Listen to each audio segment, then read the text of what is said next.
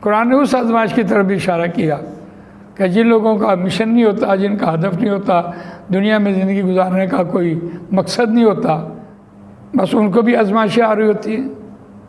ایک آزمائش ہے کہ کوئی شخص نبی اکرم صلی اللہ علیہ وسلم کے ساتھ جہاد پہ گیا، اس نے باغ میں پانی نہیں دے سکا، باغ خشک ہو گیا، اس کا بیٹا فوت ہو گیا، اس کی بیماری آ گئی گھر میں، ایک آزمائش ہی ہے۔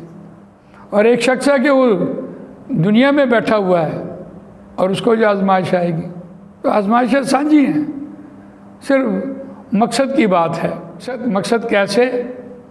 عشق کی چوٹ تو پڑتی ہے ہر ایک پر یکساں، ظرف کے فرق سے آواز بدل جاتی ہے، اس کی نیت کا معاملہ ہوتا ہے، اور یہ بات نظر آ رہی ہوتی ہے۔